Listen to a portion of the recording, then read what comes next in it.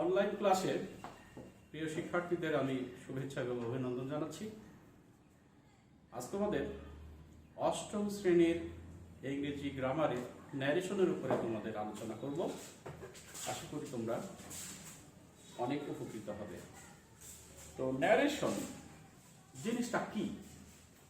তোমরা দেখো, ন্যারেট থেকে কিন্তু ন্যারেশন কথাটা সৃষ্টি হয়েছে। ন্যারেট, এই ন্যারেট অর্থ হচ্ছে বর্ণনা করা, বর্ণনা করা। তো আর ন্যারেশন হচ্ছে বর্ণনা। ন্যারেশনকে আমরা স্পিচ বলতে পারি। স্পিচ স্পিচ অর্থাৎ এরও বাংলা কিন্তু বর্ণনা বা কথা বা বক্তব্য। তো ন্যারেশন জিনিসটা কি যদি সংজ্ঞায় বলতে চাই, অর্থাৎ বক্তা যা বলে তাই তার ন্যারেশন বা স্পিচ। ন্যারেশন দুই প্রকার, এক direct narration or direct speech, number two indirect speech or indirect narration. তো একটু জেনে নেই ডাইরেক্ট ন্যারেশন কি আর ইনডাইরেক্ট ন্যারেশন কি। বক্তা যখন নিজের কথা নিজেই বর্ণনা করে তখন তাকে আমরা ডাইরেক্ট ন্যারেশন বলি। আর বক্তার কথা যখন অন্য কোনো ব্যক্তির মাধ্যম দিয়ে বর্ণনা বা বিবৃত হয় তখন তাকে আমরা ইনডাইরেক্ট ন্যারেশন বলি। একটা উদাহরণ দিলে বিষয়টা আরো পরিষ্কার হয়ে যাবে। যেমন শিক্ষক ছাত্রদের বললেন, তোমরা সর্বদা সত্য কথা বলবে। এই কথাটা দেখো ডাইরেক্ট, কারণ শিক্ষক শিক্ষকের কথাই বলছেন। এবার যদি ওই কথাটা অন্য কোনো স্টুডেন্টের মুখ দিয়ে যদি প্রকাশ করা হয় তাহলে কি হবে? শিক্ষক ছাত্রদের বললেন যে সকল ছাত্র যেন সর্বদা সত্য কথা বলে। তাহলে এখানে আর একটু চেনারও উপায় আছে। আমরা যদি গাঠনিকভাবে যদি একটু বোঝার চেষ্টা করি, যেমন দেখো, he said to me I am in। এই গাঠনিকভাবে আমরা ডাইরেক্ট এবং ইনডাইরেক্ট ন্যারেশন চিনতে পারবো। কেন, কিভাবে? ডাইরেক্ট স্পিচের দুইটা খণ্ড থাকে। এই কোটেশন মার্কের ভিতরে যে অংশটা থাকে তাকে বলা হয় রিপোর্টেড স্পিচ। সংক্ষেপে RS বলতে পারি, অর্থাৎ এই রিপোর্টেড আর স্পিচের হচ্ছে RS। বিপরীত পক্ষে এইটুককে বলা হয় রিপোর্টিং ভার, একে সংক্ষেপে বলবো RV। এখন ডাইরেক্ট স্পিচের অংশ থাকে সাধারণত দুটো, অনেক ক্ষেত্রে শুধু একটা অংশ থাকতে পারে, অর্থাৎ এই যে RS, শুধু RS দিয়েও কিন্তু ডাইরেক্ট স্পিচ থাকতে পারে। RV সেক্ষেত্রে নাও থাকতে পারে। তাহলে RS এবং RV চিনব কি করে? RS চিনব হচ্ছে কোটেশন অথবা ইনভার্টেড কমা দেখে। পক্ষান্তরে ইনডাইরেক্ট স্পিচের এই RV এবং RS দুটো অংশ মিলে একটা অংশে পরিণত হয়ে যায়। দুটো অংশ মিলে একটা অংশে পরিণত হয়ে যায়, সেক্ষেত্রে ওটা একটা কমপ্লেক্স সেন্টেন্সে পরিণত হয়। তখন আমরা এইটাকে যদি চেঞ্জ করি, he told me that he was in। বন্ধুরা দেখো, এখান থেকে শুরু করেছি আর ফুল স্টপ দিয়ে কিন্তু শেষ করেছি। এর মাঝখানে কোনো বিচ্ছিন্ন কোনো অংশ কিন্তু নেই। দেখো তোমরা দ্যাট দিয়ে আমরা RV এবং RS কে আমরা যুক্ত করেছি, যুক্ত করে একটা সেন্টেন্সে পরিণত হয়ে গেছে। আর দ্যাটের কারণে এটাকে আমরা কমপ্লেক্স সেন্টেন্স বলতে পারছি।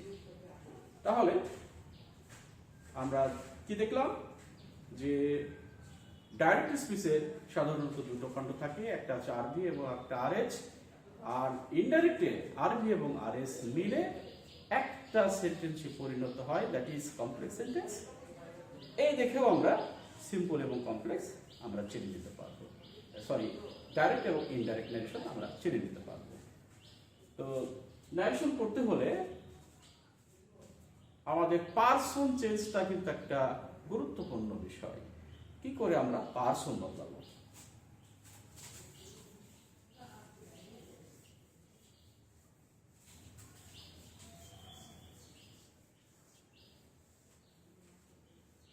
বন্ধুরা দেখো, আমরা জানি পার্সন কত প্রকার।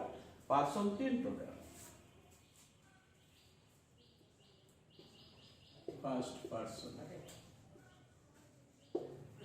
Number 2 second person, number 3 third person. তাহলে পার্সন আমরা 3 রকম পাচ্ছি। এখন দেখব পার্সন চেঞ্জ হয় কি করে। তো সময়ের স্বল্পতার কারণে আমি রুলটা তোমাদের বোর্ডে দেখাতে পারছি না, আমি মুখে বলছি। আরএস এর পার্সন যদি ফার্স্ট পার্সন হয়, লক্ষ্য করো, আরএস এর পার্সন যদি ফার্স্ট পার্সন হয় তাহলে আরভি এর সাবজেক্টের সাথে পরিবর্তন হয়। একটা এক্সাম্পল দিই। He said to me, I have done my duty.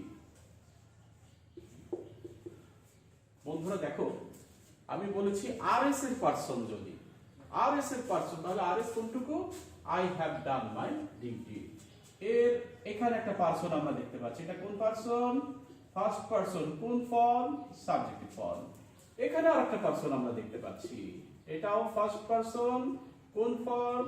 Positive form. তাহলে আমরা যদি ইনডাইরেক্ট করি তাহলে কি দাঁড়াচ্ছে? He told me that। হ্যাঁ, তোমরা একটা জিনিস লক্ষ্য করেছো, said to পরিবর্তে আমরা told লিখছি কেন?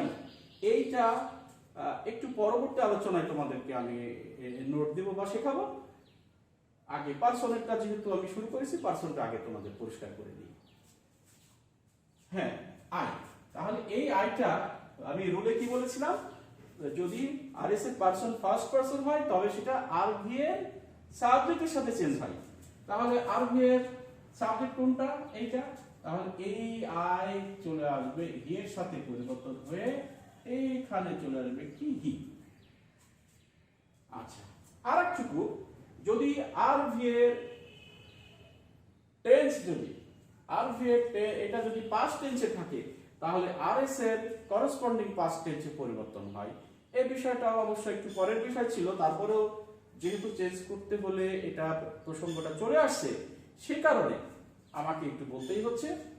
আবারও বলি, আরভি এর টেন্স যদি পাস্ট টেন্স হয়, দেখো তো, হি সেড টু মি, এটা পাস্ট ইনডিফিনিট টেন্সে আছে। সো আরএস টা করসপন্ডিং পাস্ট টেন্সে চেঞ্জ হবে। তাহলে কি হচ্ছে? এটা আছে প্রেজেন্ট পারফেক্ট টেন্সে, কাজেই এটা যাবে পাস্ট পারফেক্টে। He had done. এবার লক্ষ্য করো, এটা ফার্স্ট পারসন পজিটিভ, তাহলে ফার্স্ট পারসন হলে নিয়ম অনুযায়ী কার সাথে চেঞ্জ হবে? আরভি এর সাবজেক্টের সঙ্গে। তাহলে আরভি এর সাবজেক্ট আছে হি, তাহলে হি এর যেহেতু এটা আছে পজিটিভ ফর্মে, তাহলে হিটাও হবে তোমার পজিটিভ ফর্ম, অর্থাৎ হি ইজ ডিউটি। এই হচ্ছে পার্সন পরিবর্তন করার 1 নম্বর রুল। এবার আমরা আসি 2 নম্বর রুলে, অর্থাৎ আরএস এর পার্সন যদি সেকেন্ড পার্সন হয় সেই ক্ষেত্রে কার সাথে এবং কিভাবে পরিবর্তন হবে দেখি।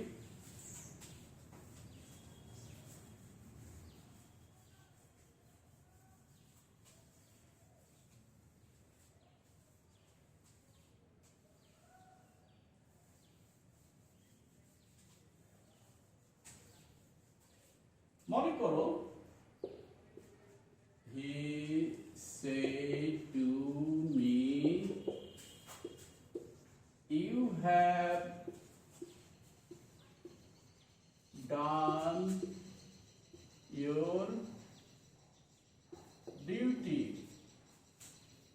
লক্ষ্য করো আরএস এর এখানে একটা পার্সন আছে, এটা কোন পার্সন? Second person. কোন ফর্ম? Subjective form. হ্যাঁ, আরেকটা জিনিস লক্ষ্য করতে হবে তোমাদের, যে সাবজেক্ট অবজেক্ট এবং পজিটিভ গুলা চিনব কি করে। হ্যাঁ, মনে রাখবা মূল ভার্ব, এটা আমাদের মূল ভার্ব। মূল ভার্বের আগে যদি কোনো পার্সন থাকে তাহলে সেটা হয় সাবজেক্টিভ ফর্ম, আর মূল ভার্বের পরে যদি থাকে তাহলে সেটা হয় অবজেক্টিভ ফর্ম। কিন্তু ওই অবজেক্টিভ ফর্মের পজিটিভের ফর্মের সঙ্গে যদি আবার নাউন থাকে তখন কিন্তু সেটা এনপি হয়ে যায়, অর্থাৎ নাউন ফ্রেজ হয়ে যায়। তাহলে দেখো এখানে আমরা সেকেন্ড পার্সন হিসেবে ইউটা পাচ্ছি। আর একটা পার্সন আমরা এখানে লক্ষ্য করছি, সেকেন্ড পার্সন। এটা কোন ফর্ম? তাহলে আমরা জানি ইউ ইউ ইউর, তাহলে এটা হলো পজিটিভ ফর্ম। এবার চেঞ্জ করো, তাহলে হি told me, ইনভার্টেড কমার পরিবর্তে কি বসে? দ্যাট। এটা অ্যাসার্টিভ সেন্টেন্সের ক্ষেত্রে একটা রুল আছে যে যদি অ্যাসার্টিভ সেন্টেন্স হয় তাহলে ইনভার্টেড কমার পরিবর্তে দ্যাট বসে। এবার দেখো এখানে সেকেন্ড পারসন, তাহলে বদলাবে কার সাথে? আর ভি এর অবজেক্টের সাথে বদলাবে। তাহলে এ আছে কিন্তু সাবজেক্টিভ ফর্মে, আর এটা আছে কিন্তু অবজেক্ট, তাহলে এ চলে যে এখানে সাবজেক্ট হয়ে যাবে, অর্থাৎ মি এর সাবজেক্ট হচ্ছে আই। এবার ওই সে আগের মতোই করসপন্ডিং পাস্ট টেন্সে চেঞ্জ হয়ে যাবে। I had done. এবার লক্ষ্য করো এটা সেকেন্ড পারসন পজিটিভ, তাহলে সেকেন্ড পারসন বলে কার সাথে বদলাবে? আবার বলেছি আর ভিএসআর অবজেক্টের সঙ্গে। তাহলে এইবার মি এর পজিটিভ কি? আই বি মাই, তাহলে এখানে হবে কি? My duty. হ্যাঁ বন্ধুরা, এবার আসছে তৃতীয় রুল। তৃতীয় রুল হচ্ছে যদি আরএস এর পারসন যদি থার্ড পারসন হয় তখন কি করবে? দেখো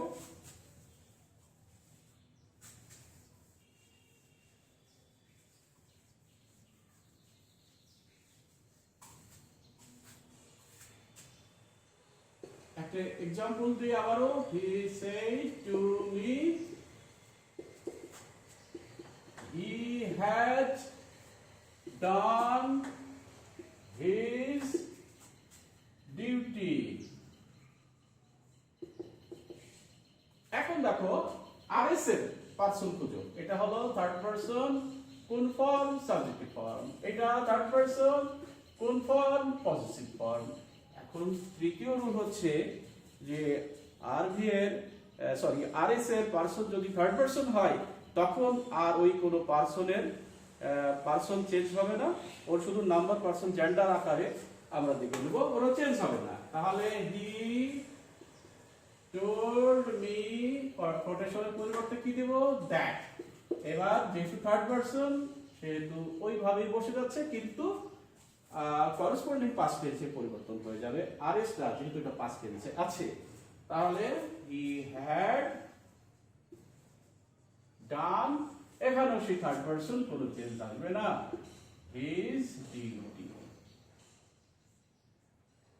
তাহলে বন্ধুরা আমরা থার্ড পারসন দেখতে পেলাম, কিন্তু একটা জিনিস মনে রাখবে যে আরএস এর ভিতরে যদি নাউন ফর্ম থাকে তাহলে সেটা কিন্তু সবসময় ইনডাইরেক্টেড, তা ওই নাউনের প্রোনাউন ফর্ম কিন্তু হয়ে যায়, এটা লক্ষ্য রাখতে হবে।